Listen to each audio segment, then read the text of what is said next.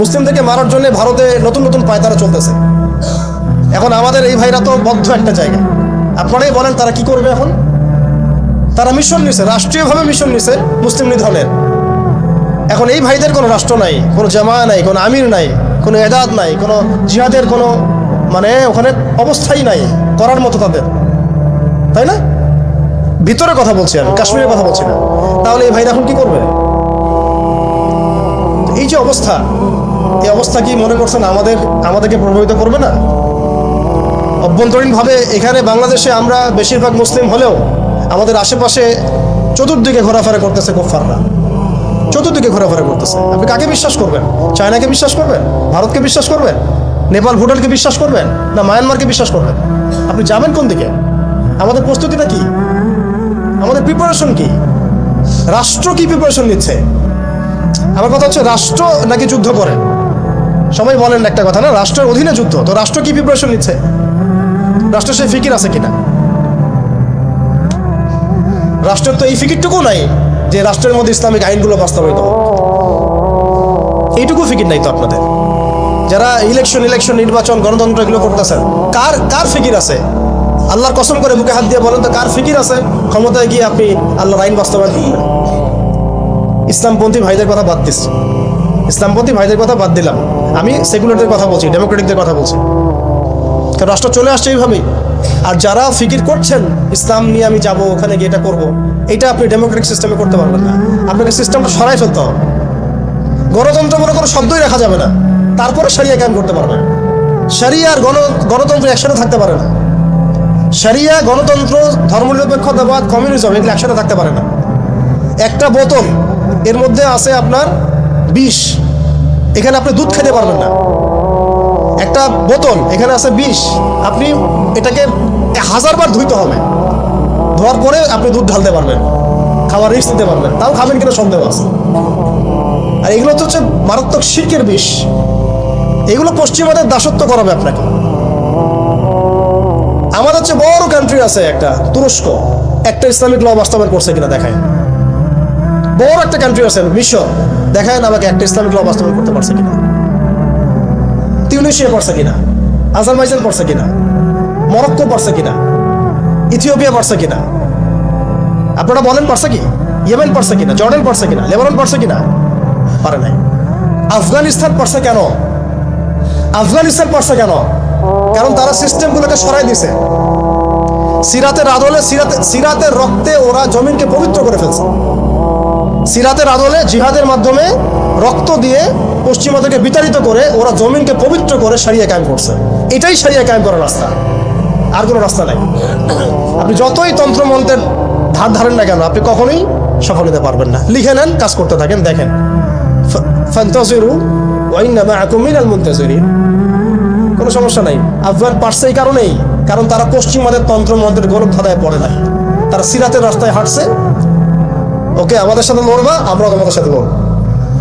ঠিক আছে, হয় তোমরা থাকবে, না হলে আমরা থাকবো। হয় তাওহীদ থাকবে, না হলে শিরক থাকবে।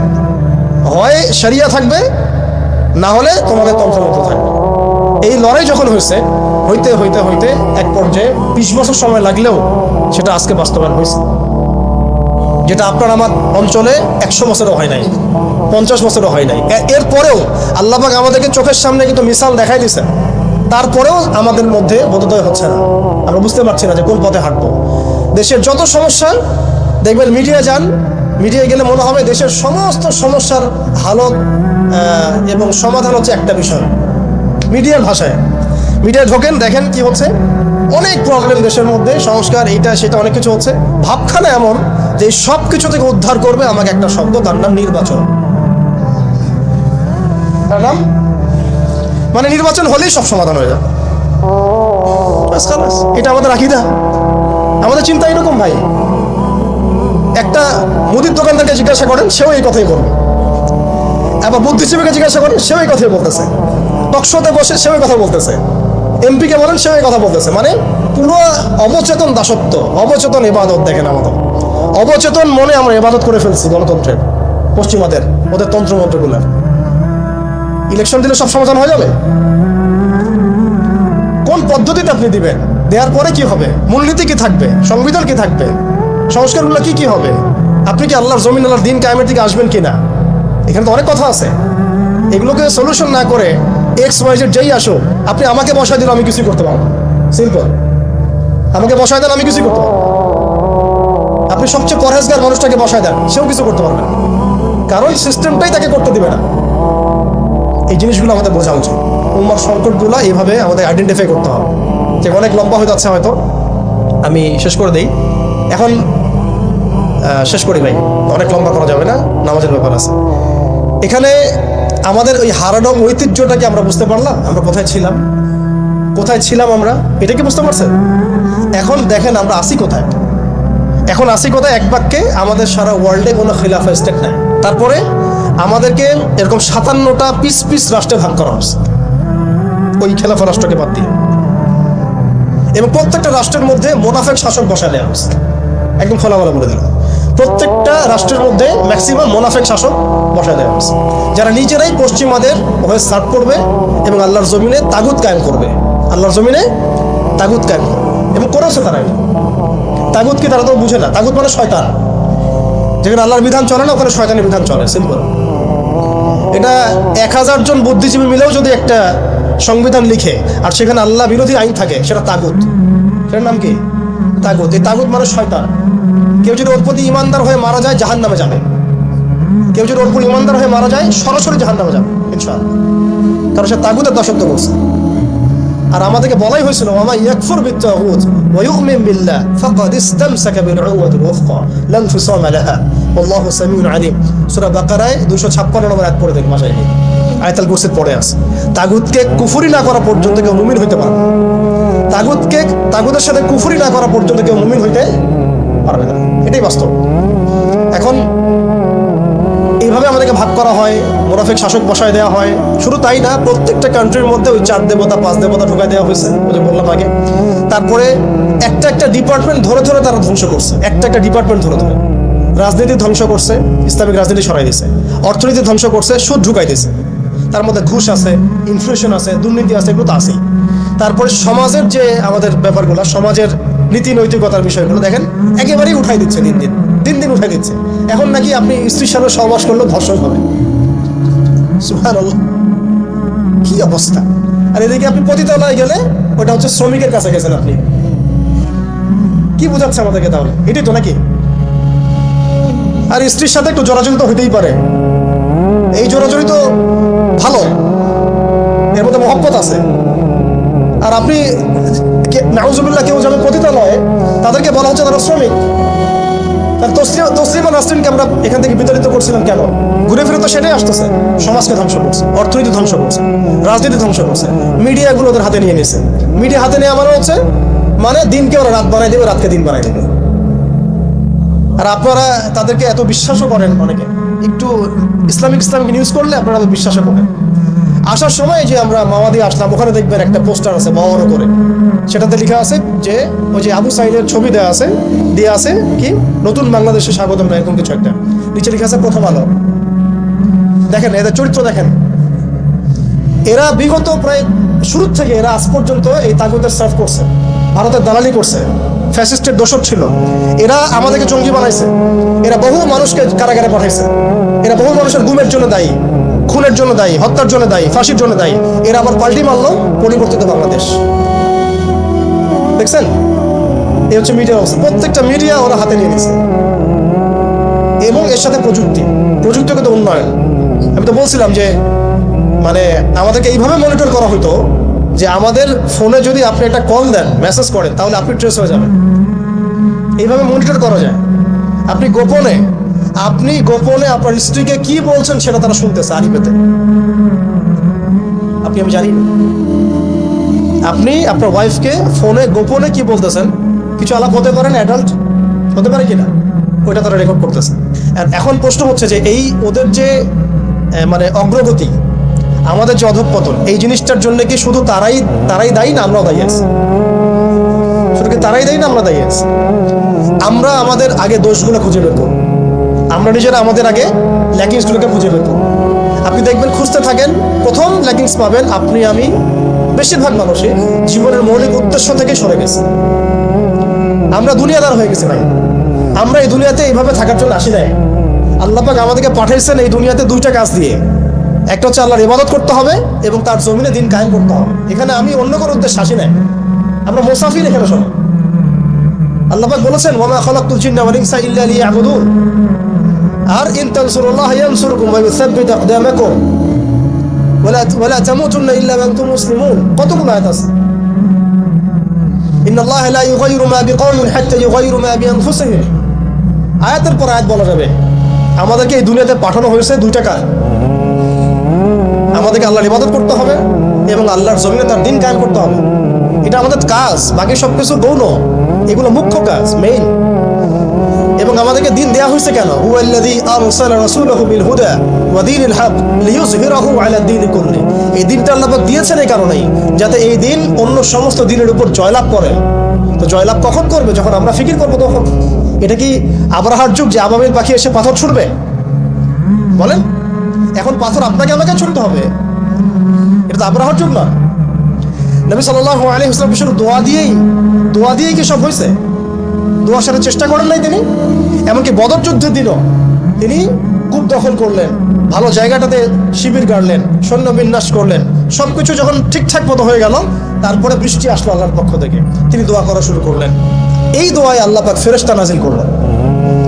তাহলে কি আমাদের কাছে একমুখী না সবকিছু করতে হবে? এখন আমাদেরকে এই ল্যাকিংসগুলোকে খুঁজে বের করতে হবে। আমাদের ল্যাকিংস কোথায়? এই ইমানের দুর্বলতা, জীবনের উদ্দেশ্যে দুর্বলতা।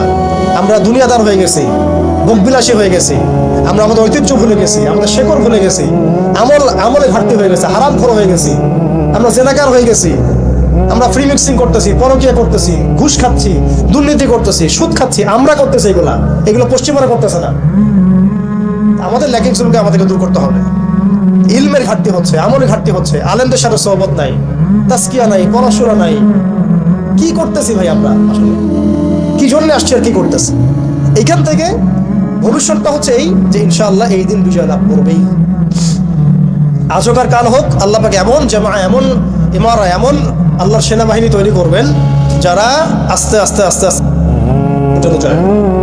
এটা লেখা হয়ে গেছে, ইমামুল মাহদী আসবেন, লেখা হয়ে গেছে। এমন একটা সমাজ ব্যবস্থা আমরা দেখেছি 1400 বছর আগে, যে সময়টাকে ইতিহাস দুটো শব্দে আইডেন্টিফাই করে, আইয়ামে জাহেলিয়া। এক কথায় আইয়ামে জাহেলিয়া, অন্ধকারের যুগ, অন্ধকারের যুগ, দ্য এজ অফ ডার্কনেস, অন্ধকারের যুগ। এই অন্ধকারের যুগ আল্লাহ রাব্বুল আলামিন মাত্র 23 বছরের ব্যবধানে একটা কিতাব নাজিল করে, একজন নবীকে প্রেরণ করে, একজন নবীর সুন্নাহ দিয়ে, এবং একটা জামা, সাহাবায়ে কেরামের জামা, মানে ঐক্যবদ্ধ একটা প্ল্যাটফর্ম, এটাকে দিয়ে আল্লাহ রাব্বুল আলামিন মাত্র উইদিন 23 ইয়ার্স, মানে মাত্র 23 বছরের ব্যবধানে আল্লাহ রাব্বুল আলামিন এই সমাজের চিত্রটাকেই পরিবর্তন করে দিয়েছে। এটা আমরা দেখেছি মাত্র 23 বছরের ব্যবধানে। তো সিরাতটা যদি আপনাদের পড়া থাকে তাহলে আপনারা বুঝতে পারবেন যে কিভাবে এই পরিবর্তনটা হয়েছে। যাদের সিরাতটা পড়া নাই তাদের বুঝতে একটু অসুবিধা হতে পারে। এই কারণে আমি আপনাদেরকে পরামর্শ দিই, যেভাবে আপনারা কোরআন শেখেন, যেভাবে হাদিসকে গুরুত্ব দিয়ে পড়েন, ঠিক সেইভাবেই নবী মুহাম্মদ সাল্লাল্লাহু আলাইহি ওয়াসাল্লামের পবিত্র জীবনীটাকে শুরু থেকে শেষ পর্যন্ত পড়ে শেষ করতে হবে। তাহলে আপনি ধাপগুলো বুঝতে পারবেন কিভাবে তিনি সমাজ সংস্কার করেছেন। না হলে বুঝতে পারবেন না। কোরআনের একটা আয়াত থেকে আপনি নিজে নিজে একটা দলিল তো বের করতে পারবেন না, একটা হাদিস থেকে আপনি নিজে নিজে একটা দলিল তো বের করতে পারবেন না। সিরাতটা যদি মাথায় থাকে, পুরো সিরাত মোবারক, পবিত্র সিরাত, তাহলে আপনি বুঝতে পারবেন কোন সিচুয়েশনে নবী সাল্লাল্লাহু আলাইহি ওয়াসাল্লাম প্রেরিত হয়েছিলেন, কিভাবে শুরু করেছেন, কিভাবে সামনে গিয়েছেন, কোন প্রেক্ষাপটে কিভাবে তিনি রিয়্যাক্ট করেছেন, এবং কিভাবে আস্তে আস্তে এই দিনটা অল্প গুটি কয়েক মানুষ থেকে পুরো জাজিরাতুল আরবের মধ্যে ছড়িয়ে পড়েছে, প্রতিষ্ঠিত হয়েছে। এক কথায় দিন কায়েম হয়েছে কিভাবে, এটা বুঝতে হলে সিরাত লাগবে। এটা যদি আমরা 2 মিনিটের মধ্যে বলি, তাহলে প্রথমে নবী সাল্লাল্লাহু আলাইহি ওয়াসাল্লাম ওহী প্রাপ্ত হয়েছেন। সেই ওহীটা হচ্ছে কোরআন এবং হাদিস এবং সুন্নাহ, এবং সেই ওহী দিয়ে তিনি দাওয়াতের কাজ শুরু করেছেন। তিনি মানুষের দরজায় দরজায় যাওয়া শুরু করেছেন। মক্কায় 13 বছর নিরলস পরিশ্রম করে তিনি দাওয়াতের মেহনত অব্যাহত রেখেছেন, এবং দাওয়াতটা ছিল পরিপূর্ণ ইসলামের দাওয়াত, আংশিক দাওয়াত নয়। আমাদের দাওয়াত তার দাওয়াতের মধ্যে কিছু পার্থক্য দেখা যায় অনেক সময়। তার দাওয়াত ছিল পরিপূর্ণ ইসলামের দাওয়াত, আমরা কিন্তু ইসলামের অংশ বিশেষ নিয়ে কথা বলি বেশি। এটা খেয়াল রাখতে হবে। তিনি দাওয়াতের কাজ করেছেন পরিপূর্ণ ইসলামের দাওয়াত, উদখুলু ফিস সিলমি কাফা, এর উপর আমল করার জন্য। এখন এই দাওয়াতের ফলে প্রথম 3 বছর গোপন গোপন দাওয়াত হয়েছে, কিন্তু এই 3 বছরেই এমন কিছু সাহাবী তৈরি হয়েছিলেন যারা পরবর্তীতে বদর, উহুদ, খন্দক, খায়বার কাঁপিয়ে দিয়েছিলেন। যেমন আবু বকর সিদ্দিক, ওমর ইবনে খাত্তাব, ওসমান বিন আফফান, আলী ইবনে আবি তালেব, যায়েদ ইবনে হারেসা, তারপরে বেলাল ইবনে রাবাহ, হামজা রাদিয়াল্লাহু আনহু, আব্দুর রহমান বিন আউফ, সাদ বিন আবি ওয়াক্কাস, আবু উবাইদা ইবনে জাররাহ, এরকম বরেণ্য সাহাবী যারা, এই সাহাবীরা তৈরি হয়েছেন কখন? প্রথম সময়ের দিকে, প্রথম 13 বছরে, প্রথম 3 বছর গোপন দাওয়াতে এরকম বরেণ্য সাহাবায়ে কেরাম ইসলাম কবুল করা শুরু করেন। এরপরে দাওয়াতের গতি আরো বেগবান হয় যখন মক্কার শক্তিশালী কিছু মানুষ ইসলাম কবুল করেন, যেমন হামজা রাদিয়াল্লাহু আনহু, ওমর ইবনে খাত্তাব, এইরকম কিছু মানুষ। কারণ তাদের একজনের বক্তব্য বা একজনের অবস্থান সমাজে আরো 100 জনের সমান ছিল, 1000 জনের সমান ছিল। যখন সমাজে দাওয়াতের মধ্য দিয়ে প্রভাবশালী কিছু ব্যক্তি ইসলামের দিকে চলে আসে, তখন ইসলাম শক্তিশালী হয় এবং দাওয়াতটা বেগবান হওয়া শুরু হলো। দাওয়াত যত বেগবান হওয়া শুরু হলো, ততই কাফেরদের নির্যাতন বাড়তে থাকলো। দাওয়াত যত বেগবান হচ্ছিল, নির্যাতনের মাত্রা তত বাড়ছিল। আমরা বিপরীতভাবে বলতে পারি, নির্যাতনের মাত্রা যত বাড়ছিল, দাওয়াতও তত বেগবান হচ্ছিল। আজকের বিষয় তাই হচ্ছে। ইসলামকে মুছে ফেলার যত চেষ্টা করা হচ্ছে, ইসলাম ততই ছড়িয়ে পড়ছে, আলহামদুলিল্লাহ। তো এই বিষয়গুলো সিরাত থেকে দেখবেন সব মিলে যাবে। ওই যে আইয়ামে জাহিলিয়াতের বর্ণনা দিলাম, এখনকার বিশ্বে এই প্রত্যেকটা জাহিলিয়াত মজুদ আছে। প্রথমে যে আইয়ামে জাহিলিয়াতের যে খাসলতগুলো বললাম, সেগুলো এখনকার বিশ্বে শতভাগ মজুদ আছে। এটা অনেক লম্বা আলোচনা। এখন তো মানুষ সরাসরি মুসলিমরা লাত, উজ্জা, হবল, মানাতের ইবাদত না করলেও অদৃশ্য কিছু শিরকি মতবাদের ইবাদত করে, যেমন গণতন্ত্র, যেমন কমিউনিজম, ধর্মনিরপেক্ষতাবাদ, তারপরে জাতীয়তাবাদ, তারপরে এথিজম, নাস্তিকতা। এগুলো কিছু পশ্চিমা মতবাদ। এগুলো দেখা যায় না, ছোঁয়া যায় না, ভার্চুয়াল, ইনভিজিবল, কিন্তু এগুলো একটা আদর্শ। যে আদর্শগুলোর মধ্যে কুফর আছে, শিরক আছে, হারাম আছে, তাগুত আছে। সরাসরি মূর্তির সামনে সেজদা না করলেও অবচেতনভাবে মুসলিমরা আজকে এই মতবাদগুলোর পূজা করতেছে। এটাও শিরকের মধ্যেই পড়ছে, আংশিক হইলেও। কোনো কোনো ক্ষেত্রে যদি আকীদা ঠিক না থাকে, তাহলে পরিপূর্ণ শিরক হবে। এখন যাই হোক, ওই জাহালাতগুলো এখন দূর হয় নাই, বরং বহু উঁচু স্তরে এটা সমাজে ছড়িয়ে পড়েছে। আর মাদক, সেটা কি থেমে গেছে? আইয়ামে জাহিলিয়াতের মাদক এখন বরং আরো উঁচু স্তরে আছে। কোন মুসলিম কান্ট্রি আছে যেটা মাদক মুক্ত? আরবের মধ্যেও দেখবেন মানুষ ওপেনে মাদক খাচ্ছে, আরবের মধ্যেই। যারা গিয়েছেন, যাওয়া আসা করেন, তারা তো দেখেনি মাদক থেকে কে মুক্ত, কোন কোন ন্যাশনটা মুক্ত মুসলিমদের মধ্যে। বরং ইসলামিক কান্ট্রিগুলোতে মদকে সংবিধান দিয়ে হালাল করা হয়েছে। ইসলামিক কান্ট্রিগুলো বলি আমরা, যে তথাকথিত ইসলামিক কান্ট্রি, বাংলাদেশকে তো অনেক ইসলামিক কান্ট্রি মনে করে আর কি, ঠিক আছে? পাকিস্তানকে ইসলামিক কান্ট্রি মনে করে, ইরানকে ইসলামিক কান্ট্রি মনে করে, ঠিক আছে? জর্ডানকে ইসলামিক কান্ট্রি মনে করে, লেবাননকে ইসলামিক কান্ট্রি মনে করে। ইসলামিক কান্ট্রি আর ইসলামিক স্টেট এগুলো এক না। মুসলিম সংখ্যাগরিষ্ঠ থাকলেই একটা রাষ্ট্র ইসলামিক স্টেট হয় না, হয় না। মুসলিম সংখ্যাগরিষ্ঠ থাকলে একটা রাষ্ট্র কখনো ইসলামিক স্টেট হয় না। একটা রাষ্ট্র তখনই ইসলামিক স্টেট হয় যখন সেটা আল্লাহর আইন দ্বারা পরিচালিত হয়। তো বাংলাদেশ কি আল্লাহর আইন দ্বারা পরিচালিত হয়? সবাই জানি এটা হয় না। এটা হওয়ার ইচ্ছাও কি তাদের আছে? যারা লিডিং রোল প্লে করে, তাদের তো ইচ্ছাও নাই। এবং তারা মনে করে ইসলামিক আইন দিয়ে যদি রাষ্ট্র চলে, তাহলে রাষ্ট্র নাকি মৌলবাদী রাষ্ট্র হয়ে যাবে, পশ্চিমারা রাগ করবে, আমেরিকা আব্বু মাইন্ড করবে, ভারত নাকি খেপে যাবে। এগুলো তারা মনে করে। এই জুজুর ভয় তারা আমাদেরকে দেখায়। এগুলো সব জুজুর ভয়। অথচ রাসূলুল্লাহ সাল্লাল্লাহু আলাইহি ওয়াসাল্লাম যখন মদিনা রাষ্ট্র কায়েম করেছেন, তখন বিশ্বে রোমানরা পরাশক্তি ছিল, পারস্যরা পরাশক্তি ছিল। মদিনা রাষ্ট্রের আয়তন এতটুকু ছিল, ছোট না, খুব বড় রাষ্ট্র ছিল না, ছোট একটা রাষ্ট্র, জনসংখ্যাও কম। মদিনার মধ্যে ইহুদিরা আছে, বনু কুরাইজা, বনু কাইনুকা, বনু নাজির আছে, পাশে আবার কিছু পত্তলিকও আছে, মদিনার ভিতরে আবার মোনাফেকরাও আছে।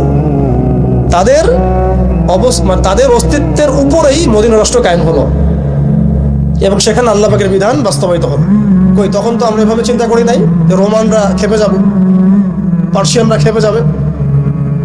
ওরা তখন সংখ্যার দিক থেকে, অস্ত্রের দিক থেকে, জনবলের দিক থেকে, মানে আপনার সার্বভৌমত্বের দিক থেকে মুসলিমদের চেয়ে অনেক শক্তিশালী ছিল। কিন্তু কোনো মুসলিম তো এভাবে চিন্তা করে নাই যে আল্লাহর জমিন, আল্লাহর আইন বাস্তবায়িত করলে ওরা আমাদের উপর খেপে যাবে, তেরে আসবে। আর আসলেই বাকি যে কয়েকবার তেরে আসছে সেই কয়েকবার তারা নাকানি চুবানি খেয়ে বিতাড়িত হয়েছে। আমরা সেই রোমানদেরকে ডিফিট করেছিলাম, সেই পার্সিয়ানদেরকে ডিফিট করেছি, সেই রোম সাম্রাজ্য, সিরিয়া, শাম এগুলো আমরা বিজয় করেছি, সে পারস্য আমরা বিজয় করেছি। যারা আমাদের এগেনস্টে দাঁড়ানোর চেষ্টা করেছে আল্লাহ পাক ধুলা মারি উড়িয়ে দিয়েছেন। কই তখন তো আমাদেরকে এত নেগেটিভ চিন্তা করতে হয় নাই, ব্যাকফুট চিন্তা করতে হয় নাই। এখন হয় কেন?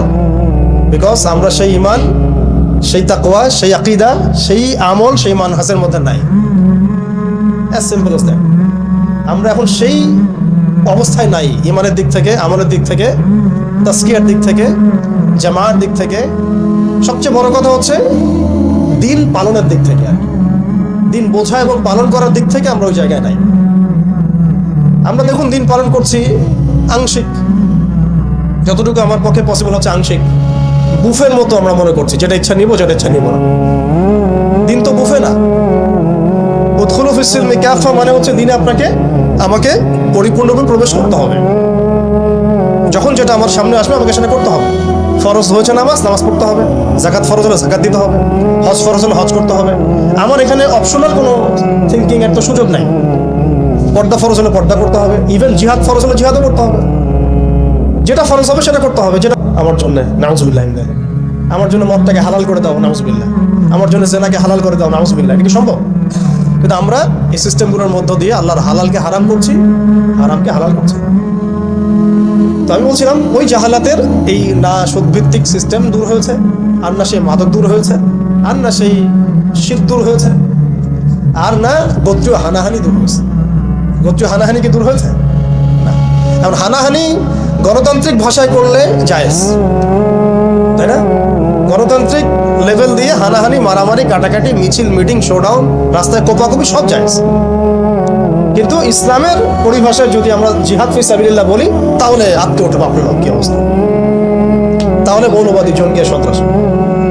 ছাত্ররা যা করেছিল জুলাইয়ে, এই কাজটার 10%ও যদি দাড়িটুপি বলাটা করতো তাহলে মনে হয় বাংলাদেশেও সব মসজিদ সিলগালা মেরে দিত, সব মাদ্রাসা সিলগালা করে দিত, তাই না? মানে গণতান্ত্রিক পরিভাষায় এই ফিতনাগুলো জায়েজ, তাই না? ফিতনা মানে পরীক্ষা, ফিতনা মানে শব্দ কি? পরীক্ষা। এই পরীক্ষাই তো আমরা।